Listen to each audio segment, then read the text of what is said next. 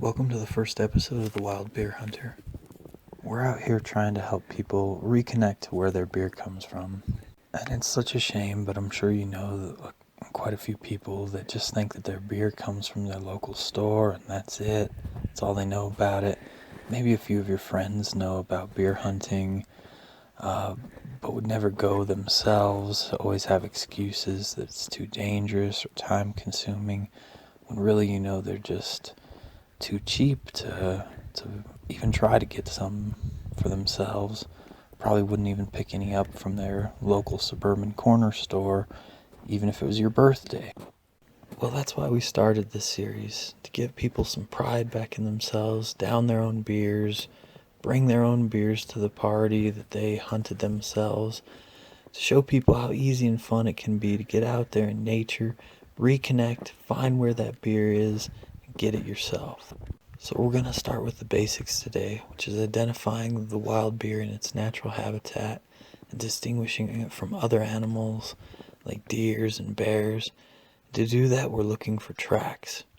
As you can see, it's winter, and although you can find beers in the outdoors a lot easier in the warmer months, winter is the easiest time to track beers.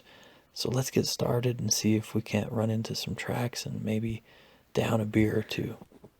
We kind of found a little patch of trees here with some stripped bark. That's usually a bear sign marking their territory. We've come across some deer tracks here, a little smaller than bear tracks, but you can tell that they're deer tracks because they're nice and straight. Off into the distance, there's no weaving, there's no falling over, and especially this part right here. You can see that it maneuvered it without any trouble, just nice and straight. If it were a beer, there'd be some stumbling, there'd be some blood on here, some fur from a bumped head. We'd have some evidence of some struggling here if it were a beer. We've found a little clearing in the forest here and a disc golf basket right in the middle. In late spring and summer, there will be beers all over here, less in the winter. But if we circle it and walk the perimeter, that's a good start to finding tracks. And right over here we have some. These are the telltale signs of a beer. You can see where it stumbled going over this. Some weaving pattern here. By this tree it maybe rested, leaned against it, probably urinated over here. Little slope here, real trouble, just slid down it pretty much. If this were a bear or a deer, the tracks would be nice and straight and off toward the lake. No wandering around. You can see this one weaving and wobbling, some spilling over. We're going to follow these tracks, and more than likely off into the distance there's a watering hole. We call them pubs. We'll take a close-up look at these cylinder tracks the beer made, and you can see the staggering and the dragging area here. That's called tipsy toe condition, and when you see that, it really is a good sign that there's a beer in the area. It's probably passed out or it's resting somewhere near. Spotted what looks like a bench or a picnic table in the distance, so we're going to get our weapon out and ready. You can almost count on a beer in these conditions being hanging out right there. We're trying to get into these trees and get a better look at it.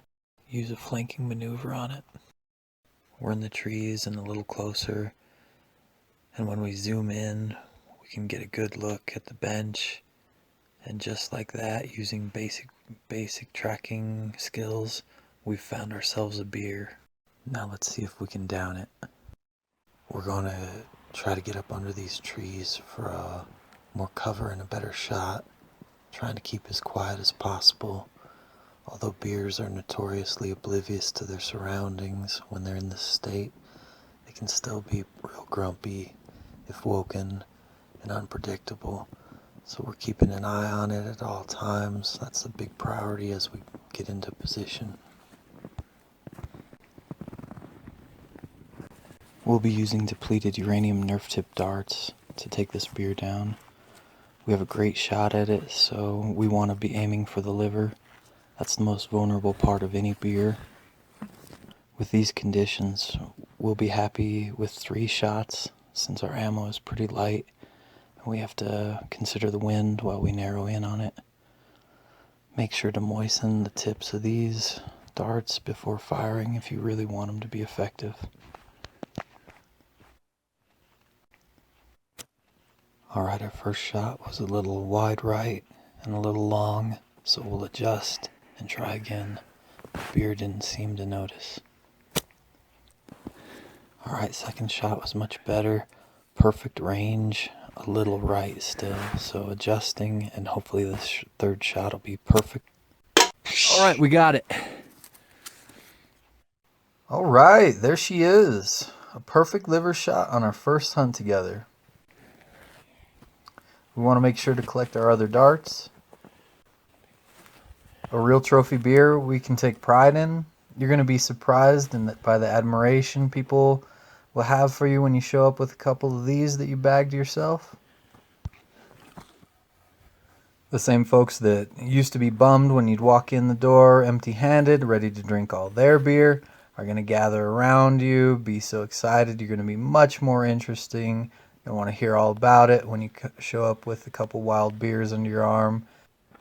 Be sure to check out our next episode for more tips on how to get some wild beers and be the life of the party. And remember, beer down, America.